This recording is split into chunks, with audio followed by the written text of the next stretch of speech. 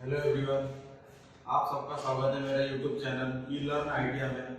आज हम बात करने वाले हैं चैप्टर नंबर 2 जो हर एक ट्रेड में कॉमन ट्रेड हर जैसे हम आईटीआई में एडमिशन करते हैं तो इसके पहले हमने सबसे पहला चैप्टर लिया था इंट्रोडक्शन ऑफ ट्रेड और सेफ्टी के बारे में। उसके बाद जो सेकंड चैप्टर आता है वो है मेजरमेंट एंड मेजरिंग इंस्ट्रूमेंट। ये हर एक ट्रेड को कॉमन रहता है, हर एक ट्रेड में ये चैप्टर रहते ही, इसलिए बोला है कि हर एक ट्रेड को ये कॉमन रहता है। और ये मेजरमेंट मतलब क्या होता है, माप। आप मेजरिंग इंस्ट्रूमेंट मतलब किस चीज से हम माप लेते हैं, ये हर एक ट्रेड में रहना चाहिए। और ये हर एक ट्रेड को जो चैप्टर है ये समझ में आना चाहिए। अगर किसी भी चीज की हम माप नहीं ले सकते तो टेक्निकल होने का कोई फायदा नहीं है। इसलिए ये चैप्टर बहुत जरूरी है अपने टेक्निकल फील्ड में। और ये पूरे माप इसमें जितने पूरे बताए गए तो पूरे माप के बारे में हमें जानकारी होना चाहिए, क्योंकि जब हम कोई भी चीज बनाते हैं तो बिना माप के वो अच्छी नहीं दिखती या फिर बराबर बनता नहीं है। कौन सी भी चीज, अगर घर बनाना रहा तो कोई भी चीज अगर बनाना, घर रहे या फिर डेस्क बेंच रहे या कौन से भी चीज ले ले, अगर बिना माप से बनाए तो अच्छा नहीं बनता या फिर अच्छा दिखता नहीं। इसलिए माप बहुत ही जरूरी है हमारे टेक्निकल लाइफ रहे या फिर साधारण लाइफ रहे, कौन से भी चीज में माप का होना बहुत जरूरी है। इसलिए ये चैप्टर बहुत इंपॉर्टेंट है। इसके नीचे है मैंने लिख के रखा कि मेजरमेंट मतलब जो अपना चैप्टर है मेजरमेंट एंड मेजरिंग इंस्ट्रूमेंट, तो उसमें का जो मेजरमेंट है तो मतलब मेजरमेंट मतलब क्या होता है, माप किसे कहते हैं इसके बारे में हमें जानना है। मतलब जैसे हमें इसके पहले हम टेक्निकल एजुकेशन नहीं किए तो हमें पता नहीं था मतलब कि माप किसे बोला जाता है। तो सबसे पहले हम देखेंगे कि माप किसे बोलते हैं। माप मतलब किसी भी चीज के डायमीटर मतलब व्यास होता है। उसके बाद लेंथ मतलब लंबाई, विड्थ मतलब चौड़ाई और हाइट मतलब ऊंचाई। किसी भी चीज के अगर वो गोल चीज रहा तो उसके डायमीटर मतलब व्यास, गोलाई, या फिर लंबा है तो लेंथ, विड्थ और हाइट मतलब क्या होगा, डायमीटर मतलब गोलाई, लेंथ मतलब लंबाई, विड्थ मतलब चौड़ाई और हाइट मतलब ऊंचाई। ये चारों चीज को क्या बोला जाता है, माप बोला जाता है। अब हम किसी भी चीज को अगर उठा ले तो उसमें ये इसमें से ये चार में से तीन चीज रहते ही है। जैसे ये अभी ब्लैक बोर्ड है, ब्लैक बोर्ड में तीन माप कौन कौन से, जैसे यहाँ से यहाँ तक हो गई उसकी लंबाई, यहाँ से इसकी हो गई ऊंचाई और चौड़ाई। ये हो मतलब कौन सी भी चीज में दो या तीन माप रहती है। अगर गोल रहा तो उसके डायमीटर रहेगा मतलब गोलाई रहती है और उसकी लंबाई रहती है, जिसे माप बोला जाता है। मतलब सबसे पहले हमें समझ में आना चाहिए कि माप किसे बोलते हैं। माप किसे बोलते हैं, किसी भी चीज की गोलाई, लंबाई, चौड़ाई या हाइट को माप कहा जाता है। उसके बाद आता है स्टैंडर्ड यूनिट सिस्टम। मतलब ये यूनिट सिस्टम है, इसमें आते हैं तीन चीज, ब्रिटिश सिस्टम, मेट्रिक सिस्टम और एसआई यूनिट सिस्टम। तो ब्रिटिश सिस्टम क्या होता है, मतलब जो इंडिया के बाहर यूज किए जाते हैं, जो मेजरिंग सिस्टम यूज किए जाते हैं उसे क्या बोलते हैं, ब्रिटिश सिस्टम। इसमें आते हैं एफपीएस मतलब क्या होता है, foot pound second, foot pound second. ये पूरा अभी बताऊंगा कि फुट पाउंड सेकंड क्या होता है। उसके बाद सेकंड नंबर है मेट्रिक सिस्टम। मेट्रिक सिस्टम में क्या दिया है, एमकेएस और सीजीएस। एमकेएस मतलब मीटर किलोग्राम सेकंड और सीजीएस मतलब सेंटीमीटर ग्राम सेकंड। तीसरा नंबर है SI unit system. SI unit मतलब स्टैंडर्ड इंस्टीट्यूशन। ये भी अपने मेट्रिक सिस्टम में ही आते हैं, लेकिन ये जैसे हम इसके बारे में बात करेंगे तो एकदम लास्ट में इसके बारे में बताएंगे कि ये और मेट्रिक सिस्टम एक ही जैसे कैसे है, एक ही जैसे मैंने क्यों बोला ये बाद में पता चलेगा। तो सबसे पहले मैंने क्या लिखा था, ब्रिटिश सिस्टम। ब्रिटिश सिस्टम में क्या लिखा है, फुट पाउंड सेकंड। मतलब ये इसमें अगर किसी भी चीज की लंबाई मापनी है तो फुट में मापेंगे, अगर उसकी वजन करना है तो पाउंड में, और टाइम अगर हमें देखना है तो किसमें देखेंगे, सेकंड में। इसलिए यहाँ पे लिखा है मैंने फुट पाउंड सेकंड। फुट मतलब क्या होता है, किसी चीज की लंबाई, ये मतलब लंबाई। अगर ब्रिटिश सिस्टम में अगर किसी भी चीज की अगर लंबाई हमें गिनना है तो किसमें गिनेंगे, फुट में, और उसकी अगर वजन करना है तो किसमें करेंगे हम, पाउंड में। और उसी ब्रिटिश सिस्टम में अगर हमें टाइम देखना है तो क्या किसमें देखेंगे हम, सेकंड में। ये हो गया एफपीएस सिस्टम। सिस्टम मतलब फुट पाउंड सेकंड जो ब्रिटिश सिस्टम में आता है। सेकंड नंबर क्या अपना मैट्रिक सिस्टम। मैट्रिक सिस्टम मतलब जो हम इंडिया में यूज कर रहे हैं। मैट्रिक मतलब यही अपन पूरे भारत में मैट्रिक सिस्टम ही यूज किया जाता है। तो मैट्रिक सिस्टम में क्या दिया है एमकेएस और सीजीएस। एमकेएस मतलब मीटर किलोग्राम और सेकंड। जैसे मैंने अभी ऊपर में बताया था कि ब्रिटिश सिस्टम में क्या है एफपीएस मतलब फुट पाउंड सेकंड। लंबाई गिनना है तो फुट, वजन गिनना है तो पाउंड और टाइम रहा तो सेकंड में। वैसे ही इसी मैट्रिक सिस्टम में भी वही है कि अगर लंबाई गिनना है तो मीटर में, वजन गिनना है तो किलोग्राम और टाइम गिनना है तो सेकंड में। ये हो गया एमकेएस। और सीजीएस मतलब क्या होता है centimetre gram second. Centimetre gram second. Centimetre gram second मतलब क्या हो गया अगर लंबाई गिनना है तो सेंटीमीटर में गिनेंगे और वजन करना है तो ग्राम में और टाइम देखना है तो हमें सेकंड में। ये हो गया मैट्रिक सिस्टम। ये मैट्रिक सिस्टम में दो चीज आते हैं एमकेएस सिस्टम और सीजीएस सिस्टम। एमकेएस सिस्टम मतलब मीटर किलोग्राम सेकंड, वजन, लंबाई, वजन और टाइम। और सीजीएस मतलब क्या होता है सेंटीमीटर ग्राम सेकंड। मतलब ये सेंटीमीटर मतलब लंबाई, वजन रहा तो ग्राम और टाइम रहा तो सेकंड। सेकंड जैसे का वैसे ही है मैट्रिक सिस्टम में भी और ब्रिटिश सिस्टम में भी सेम ही है। और सेकंड कुछ बदलना नहीं है। मतलब टाइम देखना है तो हम सेकंड में, टाइम को अगर गिनना है तो हम सेकंड में गिन सकते हैं। मैट्रिक और ब्रिटिश सिस्टम दोनों में सेम है। उसके बाद तीसरा मैंने लिख के रखा है कि एसआई यूनिट्स मतलब स्टैंडर्ड इंस्टीट्यूशन। इसमें स्टैंडर्ड इंस्टीट्यूशन यूनिट सिस्टम मैंने यहाँ पे लिखा है कि मैट्रिक सिस्टम के जैसा होता है। मैट्रिक सिस्टम के जैसे मतलब क्या हो गया जैसे मैंने अभी बताया था कि मैट्रिक सिस्टम में क्या होता है मीटर किलोग्राम सेकंड। अगर ये किसी भी चीज की हमें लंबाई गिनना है तो मीटर में गिनेंगे, उसके बाद वजन करना है तो किलोग्राम और टाइम देखना है तो सेकंड में। तो एसआई सिस्टम जो तीसरा नंबर का है एसआई यूनिट सिस्टम, तो इसमें ही वही आता है। ये वाले यूज करते हैं। अगर किसी भी चीज की लंबाई गिनना है तो मीटर में गिनते हैं, मीटर में गिनते हैं। और किसी भी चीज की वजन करना है तो किलोग्राम में, और टाइम देखना है तो सेकंड में देखते हैं। तो इसमें क्या रहता है अगर जैसे हम मीटर में किसी भी चीज की लंबाई गिन रहे हैं तो इसका शॉर्ट फॉर्म दिया जाता है एम, किलोग्राम का केजी, टाइम का सिंबल दिया जाएगा, फिर सेकंड का यहाँ पे सिंबल ही दिया जाता है। ज्यादातर ऐसे सिंबल्स का ही यूज किया जाता है। फर्क कुछ नहीं है, माप एज इट इज है, सिर्फ वो जो दर्शाने का मतलब किसी भी माप को हम अगर दर्शा रहे तो उसका यूनिट अलग हुआ है, बाकी कुछ नहीं है। जो माप एज इट इज जैसे का वैसा ही है, कोई बदला नहीं है। तो यही था मतलब कि माप किसे बोलते हैं। उसके बाद स्टैंडर्ड यूनिट सिस्टम कितने तीन है, ब्रिटिश सिस्टम, मैट्रिक सिस्टम और एसआई सिस्टम। ब्रिटिश सिस्टम में फुट पाउंड सेकंड है जो लंबाई, वजन और टाइम तीन इसमें देखते हैं। तो लंबाई रहा तो फुट, वजन टाइम पाउंड में और टाइम सेकंड। मैट्रिक सिस्टम में दो है, एमकेएस सिस्टम मतलब मीटर किलोग्राम सेकंड और सीजीएस सिस्टम मतलब सेंटीमीटर ग्राम सेकंड। और तीसरा जो है अपना एसआई यूनिट सिस्टम मतलब स्टैंडर्ड इंस्टीट्यूशन जो सिस्टम है वो भी मैट्रिक सिस्टम के जैसे ही है। माप लेने के तरीका सेम है, कुछ बदला नहीं। अगर सिर्फ बदला क्या है इसके जो यूनिट लिखते हैं लास्ट में वही बदला है, बाकी इसमें कुछ चेंजेस हुआ नहीं है।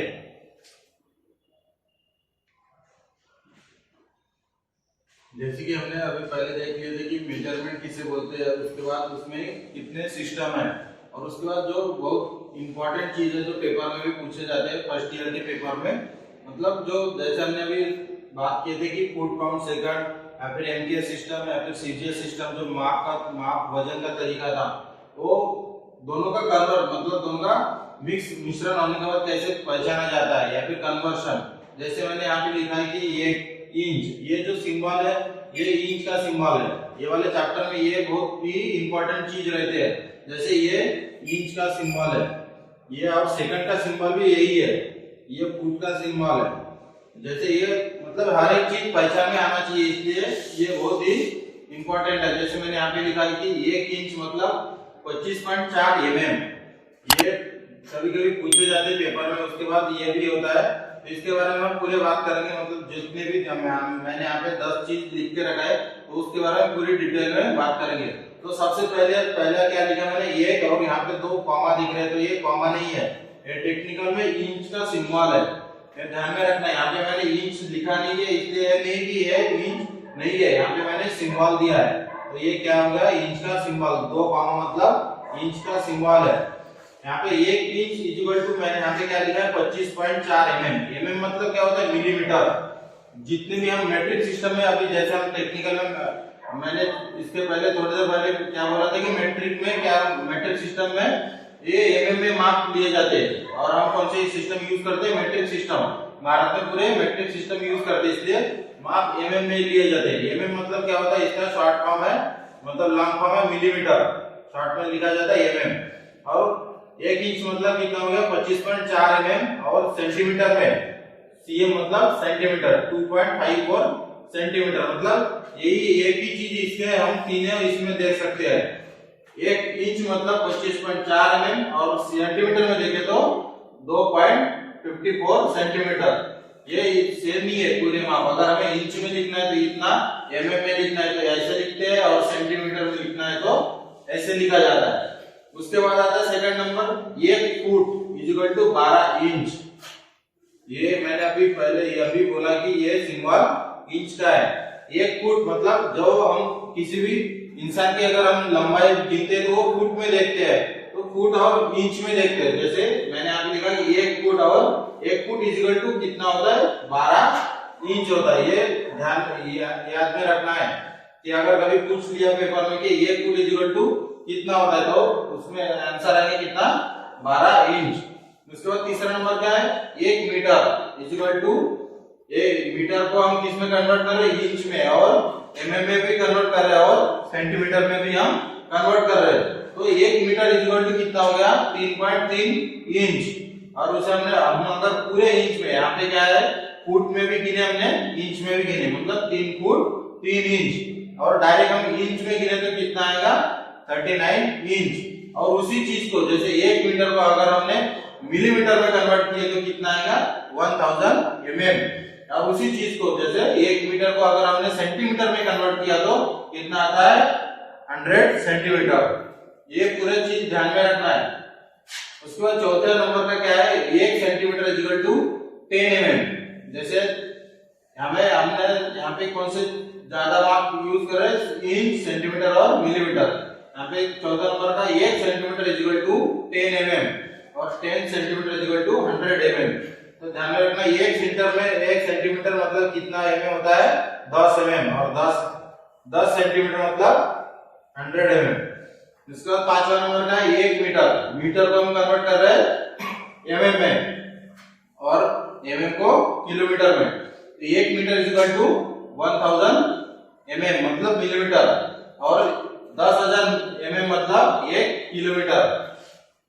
जैसे हम 2 व्हीलर या 4 व्हीलर से गाड़ी चलाते हो तो ये जैसे नागपुर से चंद्रपुर है 150 किलोमीटर है, तो जो किलोमीटर है, तो किलोमीटर को हम अगर मिलीमीटर में कन्वर्ट करें तो 1 किलोमीटर मतलब 10,000 मिलीमीटर, या फिर 10,000 मिलीमीटर मतलब 1 किलोमीटर। इसके बाद 6 नंबर का 1 mm। 1 mm equal to 1000 micron होता है। ये माइक्रोन का सिंबल है। और जो जैसे जैसे हम आगे बढ़ेंगे हम अपने फील्ड में, मतलब जो जिसका फील्ड है मैकेनिकल फील्ड में, जितने ट्रेड हम जितने आगे बढ़ेंगे तो वो ज्यादातर वहां पे आगे जाकर हमें ये माइक्रोन में माप चेक करना पड़ता है।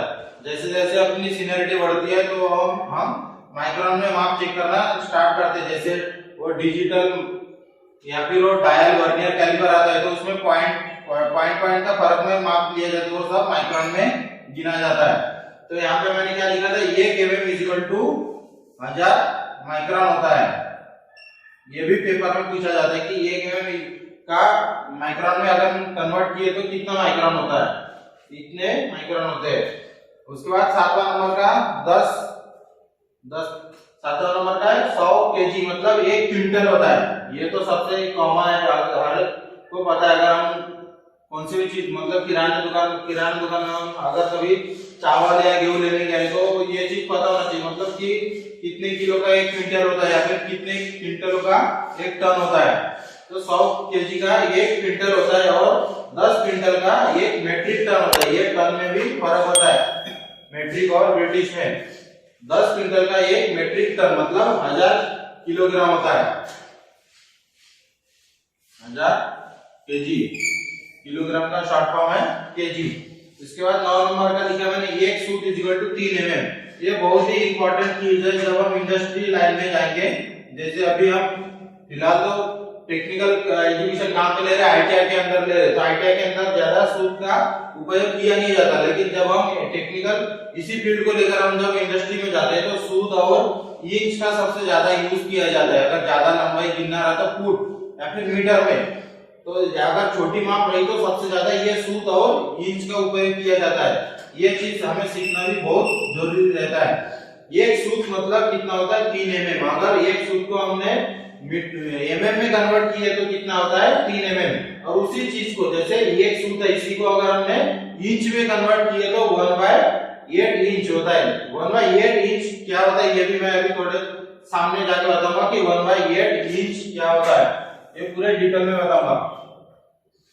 ये हो गया 9वां नंबर, मतलब ये बहुत इंपॉर्टेंट चीज है। एक सूत इक्वल टू उसको अगर हमने mm में कन्वर्ट किया तो कितना आता है 3 mm। और उसी चीज को अगर इंच में देखें, जैसे एक सूत को हमने इंच में देखें तो कितना आता है 1/8 इंच।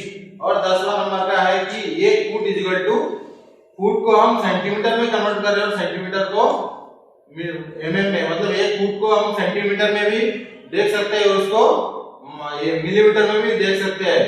1 फुट मतलब कितना होता है 30 सेंटीमीटर और उसको अगर हम mm में देख कन्वर्ट किया तो कितना आता है 300 मिलीमीटर। ये हो गए पूरे 10 इंपॉर्टेंट चीज जो सबसे ज्यादा यूज में आता है या फिर सबसे ज्यादा पूछे जाते हैं। इसमें से एक चीज बची थी कि ये जो एक सूत इक्वल टू 3 mm और 1/8 इंच, तो ये चीज समझना जरूरी है कि 1/8 इंच क्या होता है। तो इसके लिए ये भी चीज मैं समझा के बताऊंगा कि 1/8 इंच क्या होता है।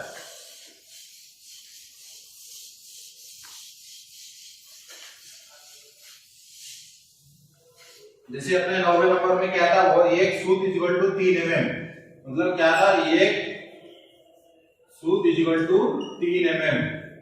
mm तो पता चल गया, मतलब क्या होता है मिलीमीटर। और उसमें साथ में मैंने लिखा था 1/8 इंच। ये मैंने अभी ऊपर में भी बताया कि ये इंच का सिंबल है। तो ये 1/8 इंच मतलब क्या होता है, ये चीज बहुत जरूरी है क्योंकि सामने जाके जैसे 3/4 साइज है, 1/4, 1/6, वे जितने भी साइज आएंगे तो वो क्या मतलब इसका मीनिंग क्या होता है वो चीज हमें पता होना चाहिए, नहीं तो हमें ये माप नहीं समझ में आएगा। इसलिए ये चीज मैं समझा के देता हूँ कि 1/8 इंच मतलब ये क्या होता है, मतलब इसको कैसे पढ़ा जाता है। तो इसके ऊपर मैंने सब पूरे चीज मिटा दिया, सिर्फ एक चीज नहीं मिटाया कि वो इंच, 1 इंच इक्वल टू कितना होता है 25.4 mm। ये हमें इसके रिलेटेड है इसलिए हमने मिटाया नहीं है। तो 1 इंच में कितना हो गया 25.4 mm। 1 inch equal to 25.4 mm। तो ये हो गया 1/8, मतलब 1/8 पढ़ना कैसा रहता है कि 1 इंच के 8 सेम भाग, ये ध्यान में रखना कि पढ़ा कैसे जाता है इसको। 1 इंच के 8 एक जैसे सेम भाग, उसमें से एक भाग का वैल्यू इसमें ये चीज में पूछा गया है। मतलब ये जैसे मैंने यहाँ पे लिखा है कि 1 इंच का, अभी मैंने कहा 1 इंच का 8 भाग, तो 1 इंच में कितना होता है 25.4 mm। इसको हमने 8 भाग में सेम डिवाइड किया तो 3 mm आता है। एक भाग में कितना mm आएगा 3 mm। एक भाग की वैल्यू कितनी आती आएगी 3 mm। यहाँ पे इसका मीनिंग क्या होगा कि 1 इंच के सेम 8 भाग, उस 8 एक जैसे 8 भाग में का एक भाग की वैल्यू मतलब कितना आ गया, इसका मीनिंग, इसका आंसर आएगा mm में हम देखें तो 3 mm। इसको पढ़ा क्या ऐसा जाता है कि 1 इंच के एक जैसे 8 भाग और 8 भागों में से एक भाग की जो वैल्यू है वही चीज इसमें पूछा गया है। जैसे और एक एग्जांपल लेके मैं बताता हूँ कि 1/4 इंच, ये भी वही उसी के जैसे पढ़ना है, हमें पढ़ना एक ही जैसे है, लेकिन सिर्फ क्या बदलेगी वैल्यू। मैंने अभी क्या बोला था कि 1 इंच के सेम 8 भाग में से उसी एक भाग की वैल्यू मतलब जो आएगी वो इसका मीनिंग होता है। और उसके बाद मैंने आगे सेकंड एग्जांपल लिया कि 1/4 इंच। 1/4 इंच मतलब क्या हो गया, 1 इंच के सेम 4 भाग करना है और 4 भाग में से एक भाग का जो वैल्यू रहेगी उसकी वैल्यू मतलब इसका वो mm में कन्वर्ट हो गया। तो 1 इंच को अगर हमने जैसे 1 इंच मतलब कितना हो गया 25.4 mm, अगर इसको हमने 4 भाग में डिवाइड किया, एक जैसे 4 भाग में डिवाइड किया तो 6.35 mm आता है। 4 भाग मतलब 25.4 को हमने 4 से अगर डिवाइड किया तो एक जैसे सेम 6.35 mm आता है। और ये इसी चीज में वही पूछा गया है कि 1 इंच के एक जैसे सेम 4 भाग और 4 भाग में से एक भाग की वैल्यू मतलब 6.35 mm। ये आगे जाके बहुत ही काम की चीज है, इसलिए स्टार्टिंग में समझना जरूरी, क्योंकि आगे जाके ये बहुत काम में आने वाले। जैसे हम इंडस्ट्री में जाएंगे, टैप की साइज पूरे हमें इसी इंच में मिलते हैं, या फिर नट बोल्ट की साइज पूरे इंच में ही दिए जाते हैं। एमएम वाले बहुत कम यूज करते हैं। जैसे नट बोल्ट है पूरे ज्यादातर 90% नट बोल्ट इंच का ही यूज किया जाता है। जैसे 1/4 अगर किसी ने बोल लिया कि हार्डवेयर में से 1/4 इंच के बोल्ट लाना है, तो उस समय हम अगर ये 6.35 mm के नट बोल्ट बोले तो वो हार्डवेयर वाला हमें देता नहीं है, उसे इंच के या फिर सूत में दिया जाता है। जैसे मैंने यहाँ पे बोला था कि एक सूत मतलब 3 mm, 1/8 मतलब भी एक सूत का ही वैल्यू है, और ये हो गया 1/4 मतलब ये कितना mm है 6.35 mm, तो ये 2 सूत हो गया, 2 सूत की वैल्यू है। 2 सूत मतलब 1/4 इंच और mm में कन्वर्ट किया तो 6.35 mm। ये समझ लेना बहुत ही जरूरी है।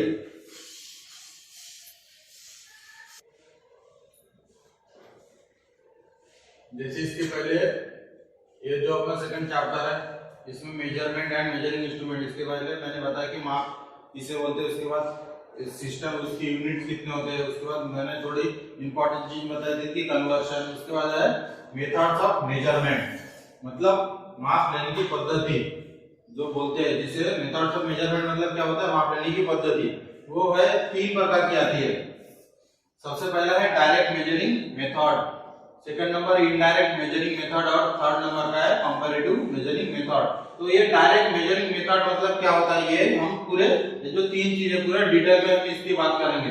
तो डायरेक्ट मेजरिंग मेथड मतलब क्या होता है, जो चीज जो जिससे हम जैसे ये डस्टर है, ये डस्टर की हम जैसे जो मेजरिंग इंस्ट्रूमेंट उससे हम अगर डायरेक्ट माप लेने के बाद अगर हमें डायरेक्टली माप दिखता है, मतलब आगे या फिर डायरेक्ट माप शो होता है, तो उसे बोलते हैं डायरेक्ट मेजरिंग मेथड। इसमें आता है एग्जांपल, मतलब कौन से इंस्ट्रूमेंट आते हैं मेजरिंग, वो है कि स्टील रूल, उसके बाद vernier caliper, depth gauge, micrometer, height gauge वगैरह, ये सब इसमें आ जाते हैं। मतलब जितने भी मेजरिंग इंस्ट्रूमेंट है जिससे डायरेक्ट हम माप लेने के बाद हमें डायरेक्टली माप दिखता है, वो इसमें आ जाते हैं डायरेक्ट मेजरिंग मेथड में। सेकंड नंबर का है इनडायरेक्ट मेजरिंग मेथड। इनडायरेक्ट मतलब जो जैसे मैंने ऊपर में बताया कि जितने भी मेजरिंग इंस्ट्रूमेंट जो डायरेक्टली माप हमें दिखता है माप लेने के बाद, वो गया डायरेक्ट। और इनडायरेक्ट मतलब जो माप लेने के बाद हमें दिखता नहीं है, जैसे कैलिपर है, इनसाइड आउटसाइड कैलिपर है, तो इस चीज से हमने कौन सी चीज का अगर माप लेने के बाद हमें डायरेक्टली माप शो नहीं होता, उसी को वर्नियर कैलिपर के ऊपर या फिर स्टील रूल के ऊपर या फिर माइक्रोमीटर के ऊपर हमें चेक करना पड़ता है, तब हमें जाके पता चलता है कि माप कितना है। तो उसे क्या बोलेंगे हम, इनडायरेक्ट मेजरिंग मेथड। इनडायरेक्ट मतलब किसी भी चीज को माप लेने के बाद हमें माप दिखता नहीं है, उसी माप को दूसरे मेजरिंग इंस्ट्रूमेंट के ऊपर हमें चेक करना पड़ता है, उसे क्या बोलते हैं, इनडायरेक्ट मेजरिंग मेथड। इसके कौन से मेजरिंग टूल्स आते हैं, इसमें आते हैं इनसाइड एंड आउटसाइड कैलिपर।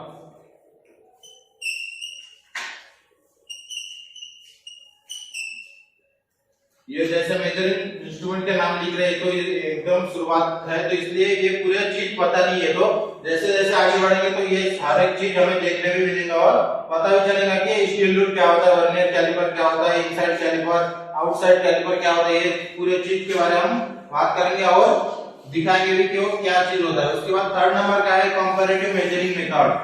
जैसे ये पहला क्या था, डायरेक्ट जो चीज डायरेक्टली मेजर शो होता है, डायरेक्ट इनडायरेक्ट मतलब जो माप लेने का दूसरे मेजरमेंट टूल के ऊपर चेक करना होता है वो इनडायरेक्ट। और तीसरा कंपैरेटिव। कंपैरेटिव मतलब क्या होता है, एक दूसरे के साथ कंपेयर करके जो माप हम लेते हैं उसे बोलते हैं कंपैरेटिव मेजरिंग मेथड। एक दूसरे के साथ कंपेयर करके मतलब क्या हो गया, जैसे कोई भी चीज हमें बनानी है तो उसी चीज का एक डेमो पीस बनाया जाता है, मतलब जिसे बोलते हैं मास्टरपीस बोलते हैं टेक्निकल में, मास्टरपीस बोलते हैं उसे। तो मास्टरपीस हमें पहले से बना हुआ रहता है हमारे पास, जो उसके बाद हमें क्या करना पड़ता है, जो चीज हम बना रहे हैं उसी चीज को हम बनने के बाद मास्टरपीस से कंपेयर करते कि वो जैसे का वैसा बना है या नहीं, उसी को क्या बोलते हैं हम कंपैरेटिव मेजरिंग मेथड। ये हो गए अपने तीन मेथड्स ऑफ मेजरमेंट में तीन चीज आते हैं, डायरेक्ट मेजरिंग मेथड, उसके बाद second number indirect measuring method और तीसरा है comparative measuring method. Direct measuring method में जो इंस्ट्रूमेंट आते हैं मेजरिंग इंस्ट्रूमेंट वो स्टील रूल, वर्नियर कैलिपर और हाइट गेज, जितने भी इंस्ट्रूमेंट है जो डायरेक्टली माप शो करते वो हो गया डायरेक्ट मेजरिंग मेथड में। और सेकंड नंबर जो आउटसाइड इनसाइड कैलिपर सबसे ज्यादा यूज किए जाते हैं इंडस्ट्री में भी यही चीज का उपयोग किया जाता है। अगर बहुत बड़ा जॉब रहा तो कैलिपर का ही यूज करके माप चेक करके उसके बाद उसे मेजरिंग टेप के ऊपर माप गिना जाता है। उसके बाद थर्ड नंबर का क्या था, कंपैरेटिव मेजरिंग मेथड। उसमें क्या है कि किसी भी जो चीज हम बना रहे हैं और उसी चीज को एक पहले से बना हुआ रहता है मेजर पूरे डायमेंशन में, जिसे बोलते हैं मास्टरपीस। और जो चीज हम बना रहे हो बनने के बाद वो मास्टरपीस से सिर्फ कंपेयर करके चेक किया जाता है, जिसे बोलते हैं कंपैरेटिव मेजरिंग मेथड।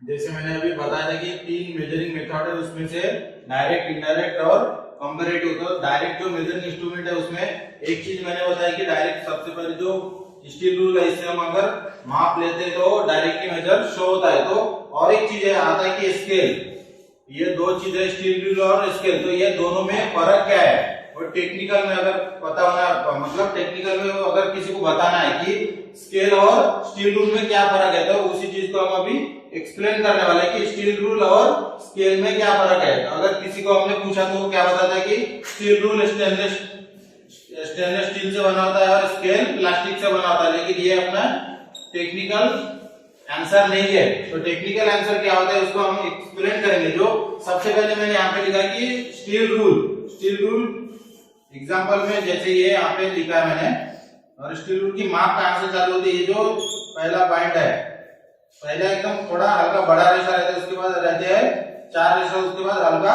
इसलिए पहले रेशे से थोड़ा छोटा रेशा रहता है, यहाँ पे लिखा रहता है 5, यहाँ पे 0, यहाँ पे 5 रहता है, लगे एक हल्का बड़ा रेशा रहता है, बीच में के चार रेशा से ये हल्का बड़ा रहता है, उसके बाद और चार रेशा, उसके बाद आता है ये हो गया स्टील रूल। और उसके नीचे